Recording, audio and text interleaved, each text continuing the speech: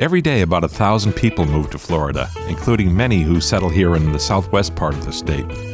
They come from all over the world, but primarily from the northern tier of the United States. Today we talk to real estate broker Jennifer Desrosiers about what they can expect as they transition to their new lifestyle in the sun and surf.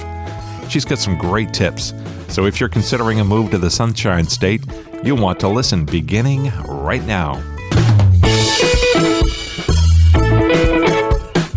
Welcome to the Royal Palmcast, the show about everything real estate with a personal touch. From the production studios of the Royal Palm Coast Realtor Association in Fort Myers, Florida, here's your host, Jim Sanville. Welcome to the Royal Palmcast. I am Jim Sanville, your host, coming to you from the studios of the Royal Palm Coast Realtor Association in beautiful, sunny Fort Myers, Florida. I had to look out the window, Jerry Johnson, just to make sure it was still sunny. Are you sure it was the window, or is it me that looked beautiful and sunny? Wait a minute, I'm watching TV. That new 8K TV you've got in the shape of a window is No, it is beautiful and sunny. I can definitely say that. And we are the show that talks about real estate. We talk about every aspect of it. If you are a realtor, you're going to hear a lot of things that will help you move the needle in your business, we hope. That's what we aim to provide to you.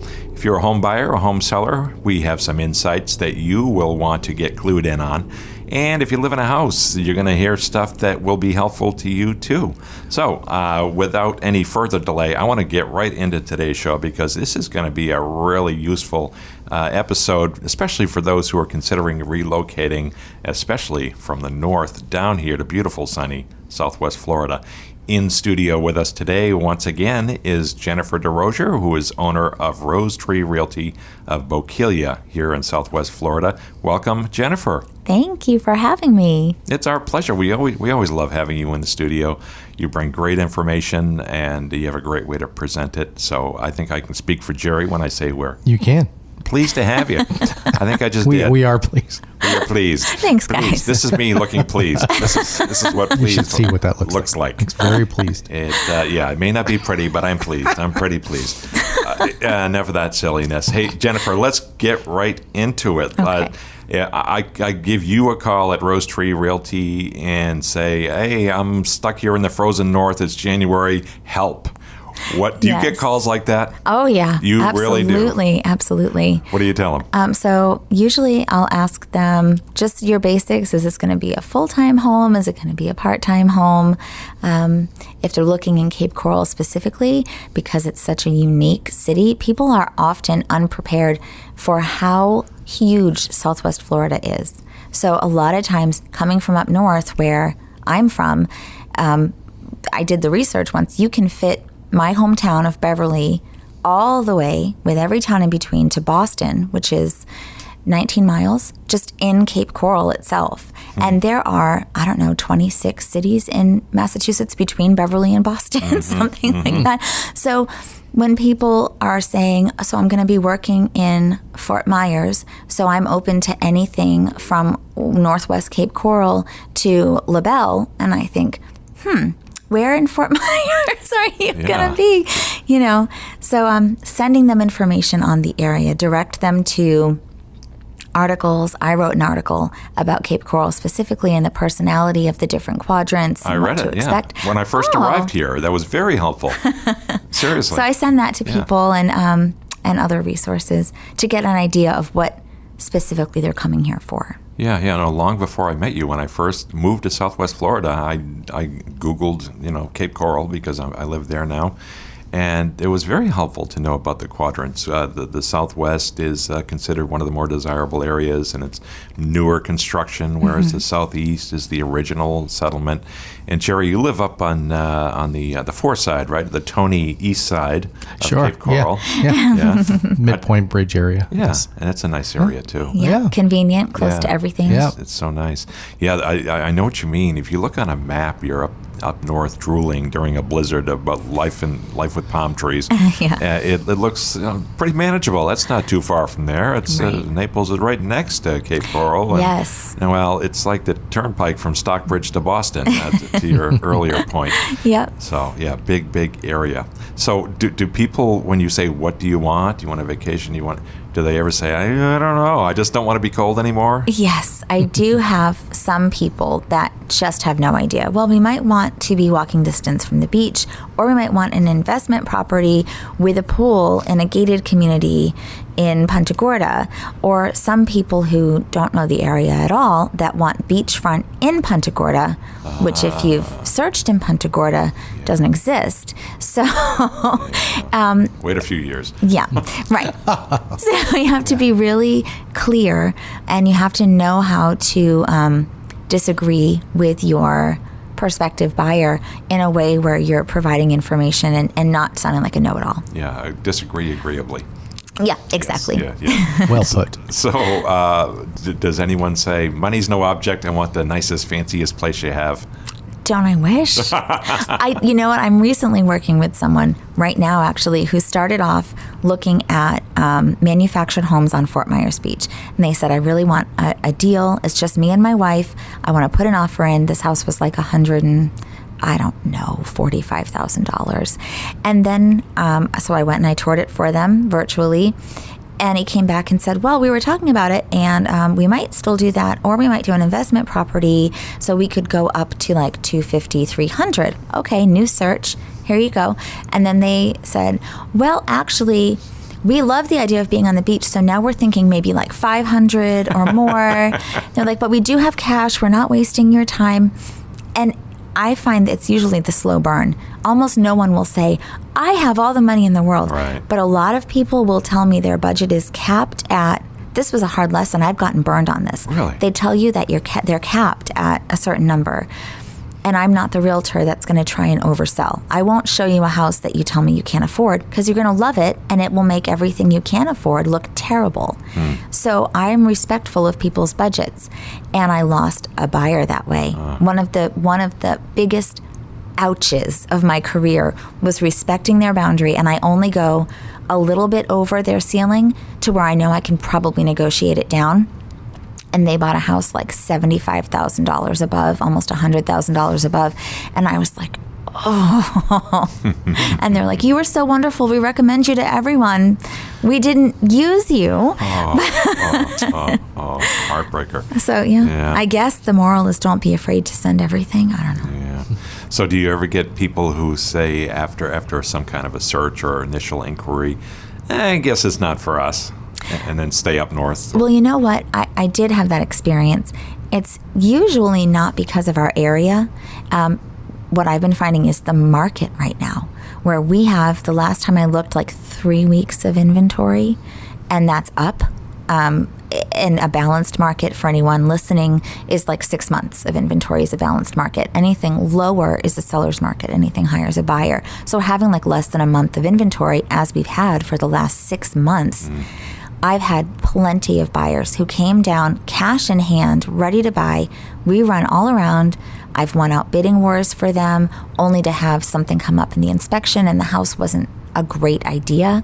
And they have given up, and they're all saying, oh, I'm either going to buy somewhere else or I'm going to wait for things to calm down. Yeah, with this crazy market, all bets are off. The normal rules don't apply, right? No. I used to be very proud of price checking before I submitted offers for my buyers. I felt like that could build trust, especially people relocating where they don't necessarily know me yet. We are almost always working from afar until they get down here for the inspection and whatever. So I like to run comps on the houses before we offer. So I can show them, we're offering a fair amount. The house is either overpriced and we're going to offer low and correct, or, it's priced fairly, but there's multiple offers. So here's how high the numbers around the house support you going and not overspending. And I'm having luck with bidding wars, but, appraisal, that word used to be the word that would help me in negotiations with the listing agents. Well, look at these 3 houses just sold for this number. It's not going to appraise at that number. In this market, that doesn't really matter anymore. Yeah, it's a little bit crazy. Bit crazy. So what do you tell folks in terms of, and setting aside the mechanics of home transactions with lenders and so on, what do you tell them to expect about the geography here that's going to be different from their home in New England, for example? The biggest thing is the distance between everything. even in one city, up north, everything is so much more condensed. Yeah. Because it was structured so many hundreds of years ago. And Cape Coral is such a new community. So I try to explain to them, when I send those different quadrants and explain them what the geography is like just within Cape Coral, it's going to take you a half an hour to drive for groceries if you buy in the more rural Northwest. But the trade-off is you get the peace and quiet of being out there. It's less developed. It's coming, but it's, things like that. That's usually the biggest surprise to people. That and that it's not a very pedestrian-friendly community. And there's a lot of people up north that liked to bike to work, bike for recreation. Their kids can walk to the bus stops. We're a community without sidewalks largely. And that's usually a big shock, especially for my people coming down with children. And the ones that are there are kind of scary to ride a bike on. Yeah, absolutely. Yeah. Do you advise those who are relocating from other parts of the world, U.S. or the world, to work with a lender at their existing home or find one down here? So my rule of thumb is always, I'll ask them, do you have a lender that you work with that you're comfortable with? And I make it very clear, that if they need a recommendation, I have an extensive vendor list where I'm happy to recommend a number of people that have worked on transactions for my customers in the past, but that it comes to comfortability for them. I really want to make sure that they're comfortable and safe because there's a lot of fear in relocating to a new place.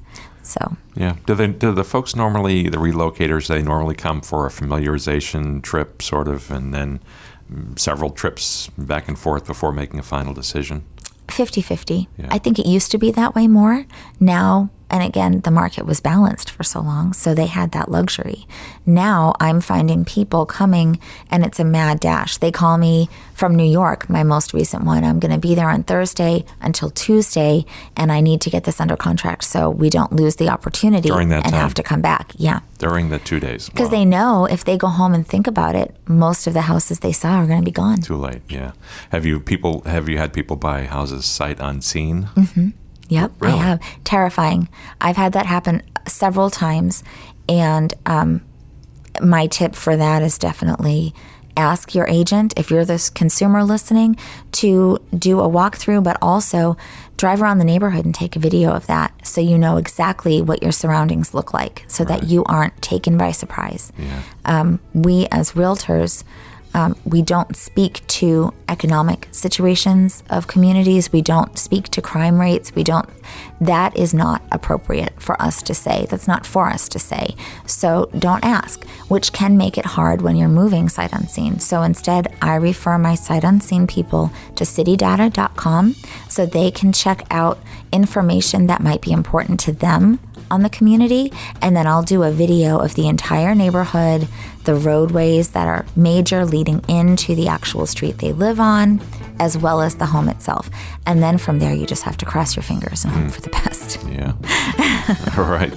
We're going to take a very quick break, Jennifer, if you don't mind hanging in there with us for a couple of minutes, and so we'll be right back after this.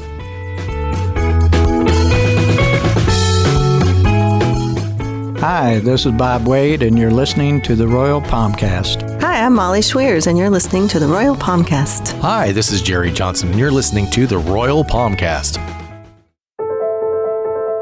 Education, you need it, we've got it. I'm Angela Foster, Director of Education at Royal Palm Coast Realtor Association. If you're a realtor in Southwest Florida, the Royal Palm Coast Realtor Association has the classes, courses, workshops, and webinars you need to stay at the top of your game and keep your license current. Looking to build your continuing education hours? We offer core law and code of ethics classes to fulfill your CE requirement, along with many other courses to fulfill your requirements for specialty credits. Want to learn the ins and outs of the specific market you serve? Our A-Series provides an in-depth look at Cape Coral and Fort Myers with all the right experts to fill you in. Our Contract Series is a 5-session course on listing agreements, FAR contracts, timelines, and more. It doesn't end there. Classes like how to stay out of real estate jail, negotiating skills, listing tips, conflict resolution, and many more keep realtors in Lee County up to speed with the latest information. Many of our classes are free to members and some are open to non-members. If you're a real estate professional who's interested in working in the Southwest Florida market, we've got you covered. For more information, visit our website at rpcra.org or email education@rpcra.org. Do you own a second home or a vacation property? Do you rent it out to vacationers? Local governments across Florida are over-regulating your ability to rent out your property. RPAC fights these regulations and defends the rights of homeowners across Lee County and Florida. Invest as little as $20 in RPAC today to help us fight unwanted government regulations. For more information or to invest, contact Kevin Besser, the Director of Public Policy, at kevin@rpcra.org.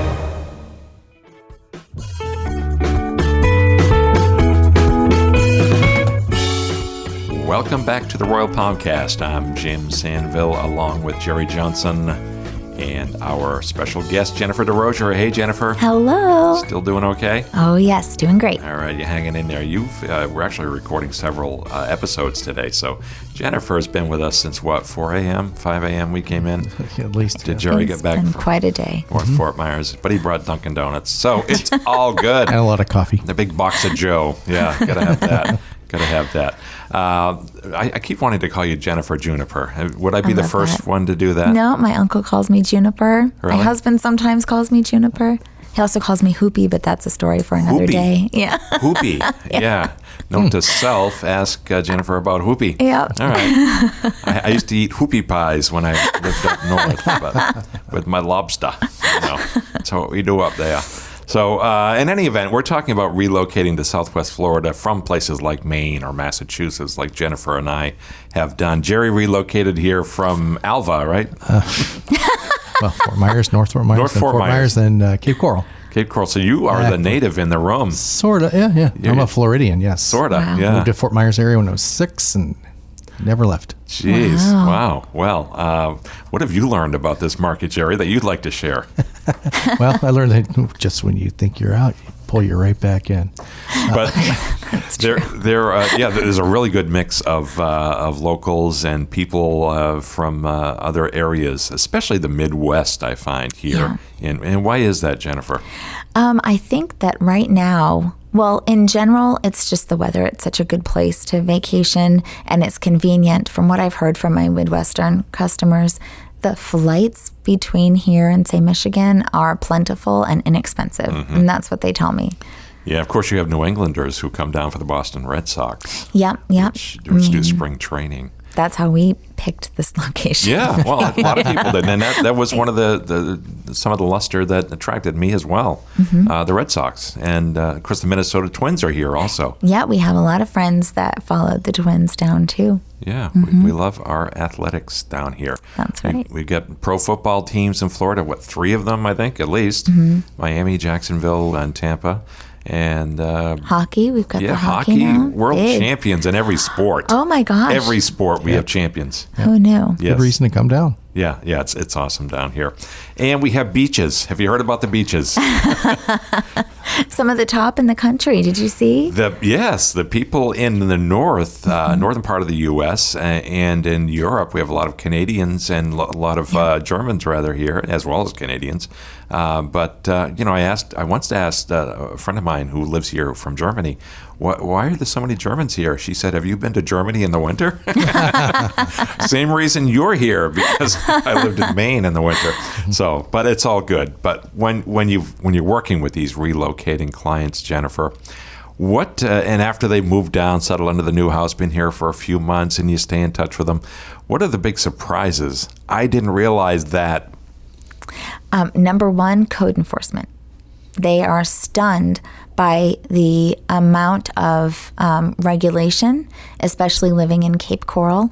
They aren't used to, if your lawn gets too high, you will get a notice from code enforcement, doing their own repairs or putting in fences. It seems that our communities tend to be structured a little differently than theirs up north. So they're always pretty surprised about that. they also they're pleasantly surprised by our homestead exemption when they get to go down and file for that. Taxes in general are so much lower here, property taxes, and so that's like a bonus. And no state income tax, too. Right, exactly. That's huge. So those are usually the biggest surprises. And then what I've been hearing, social media is a big thing of mine, and so a lot of the people that move here research primarily through groups on Facebook.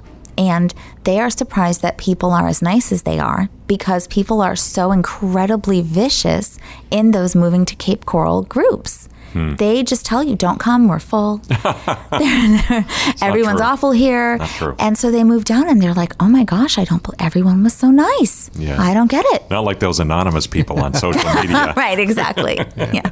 You know what else we don't have here, and it was a shock to me when I learned this, along with no income tax, state income tax, there are no inspection stickers or catalytic converter inspections for your car annually like we have up there. Yep, that's true. Yeah. That's Jerry, true. you may not even know that. I think we discussed that before, but we used to have it down here. Oh, you used to? Oh, really? Yeah. Wow. When I was in high school even, I used to take my car down there. Yeah.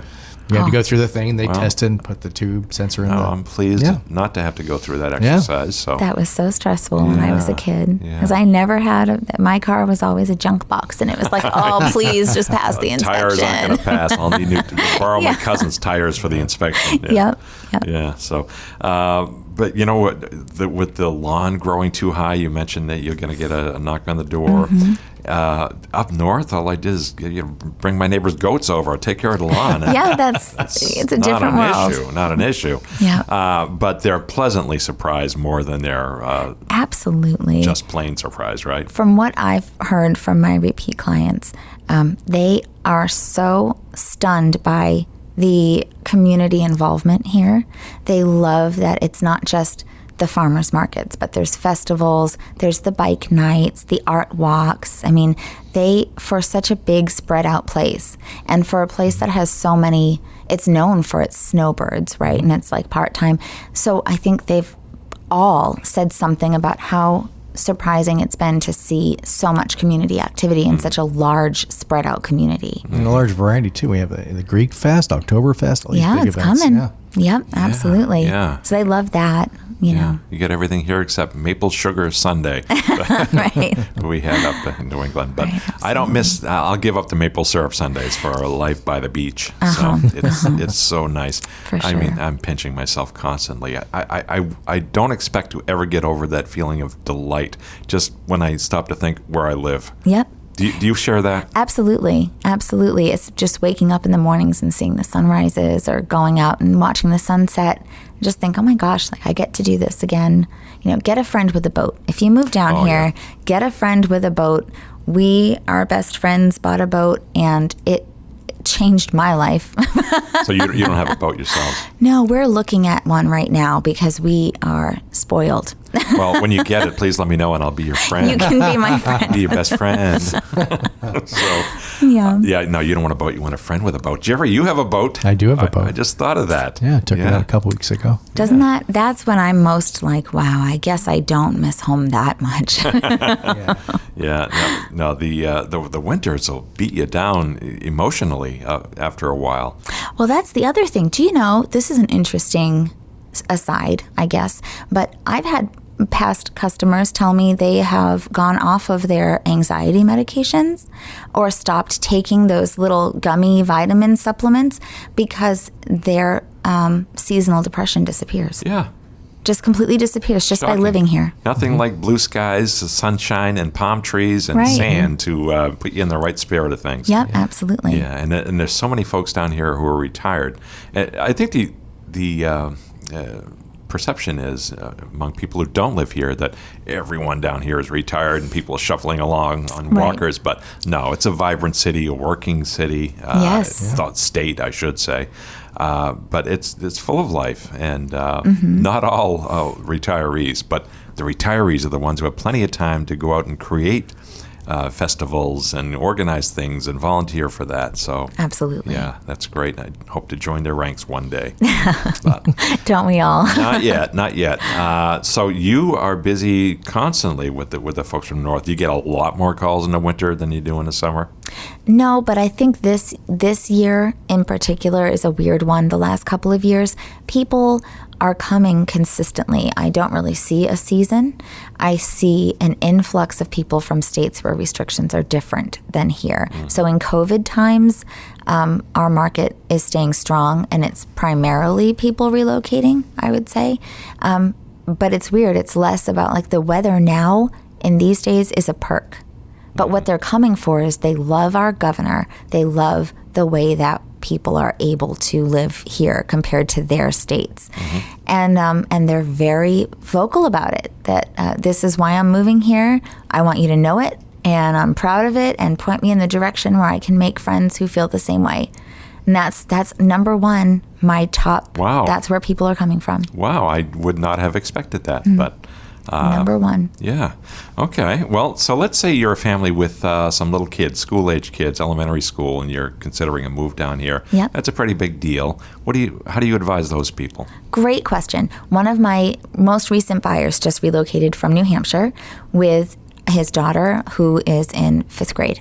And he's a single dad, had nowhere to begin. So what I did was I knew he wanted to stay in Lee County. So I sent him the county website.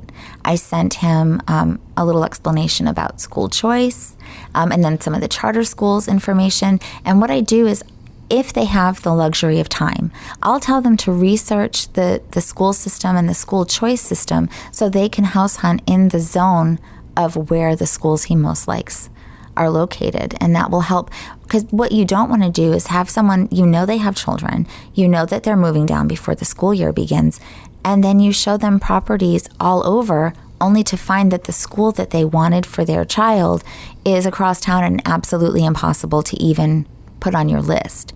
So I would say when it's school-age children, ask, do you have a plan for school? Would you like me to send you information on our school choice? And then go from there. Yeah. And the kids typically will adjust pretty quickly, right?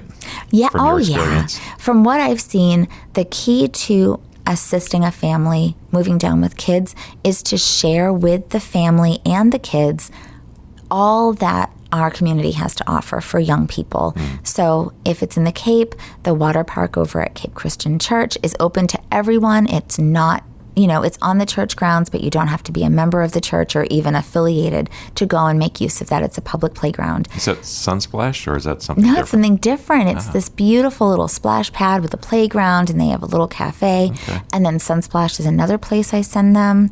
I don't think it's called Mike Greenwall's anymore, but with the go-karts. It's called Gator Mike's. Gator Mike's. There, and the farms. We're coming into fall. So the fall season down here, which sounds like an oxymoron, we have a ton of festivals. So like this time of year, I would point my families with kids in those directions to help get the kids excited about living here. They can go pick your own pumpkin and do the hayride and go to Lakes Park, My friends in the northern part of the U.S. don't quite understand us, but I honestly have to stop and think when I need to know what season we're in now.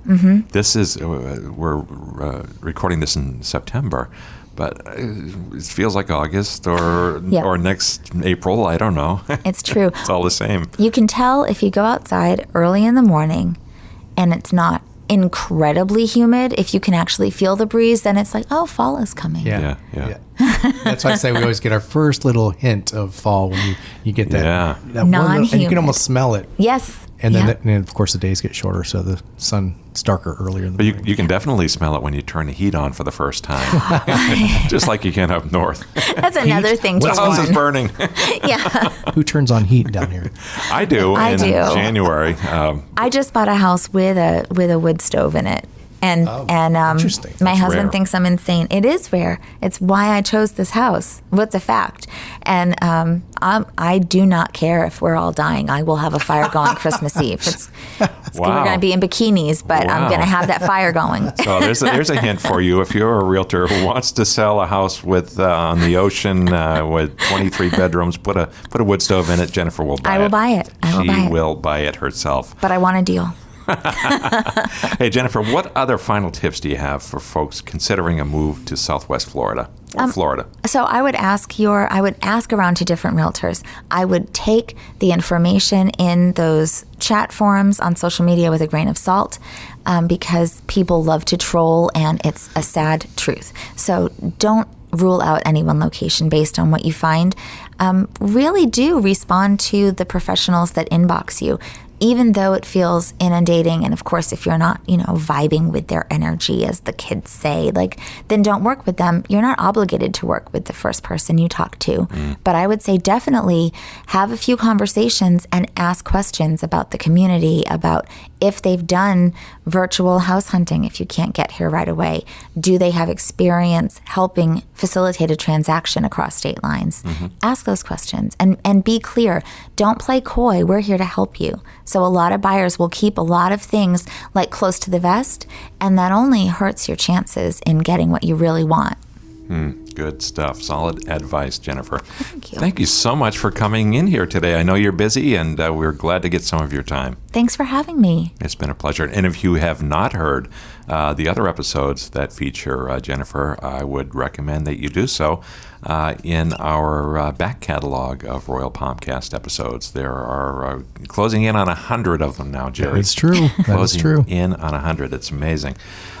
So anyway, I want to thank you, Jerry Johnson, for doing such a great job here. Thanks, Jim. I appreciate that. The twisty knobs. I do. I twist them and I slide them and adjust them. Fancy stuff Yeah, over well, there. thank you. Yeah, my pleasure. Hey, I also want to thank Beata Jones, our CEO, for her support and encouragement, and everyone who works here at the Royal Palm Coast Realtor Association. We couldn't do it without everybody, but we definitely couldn't do it without you, the listener, so we thank you for being there.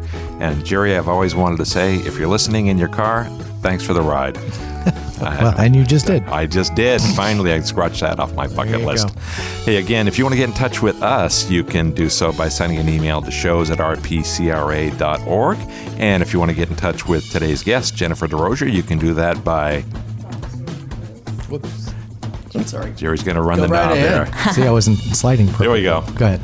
You're going to go to rosetreerealty.com, or you can find me on Instagram and Facebook. Thank you very much. And we will look forward to seeing you again, dear listener, next time. So thanks for being with us today, and we'll see you then.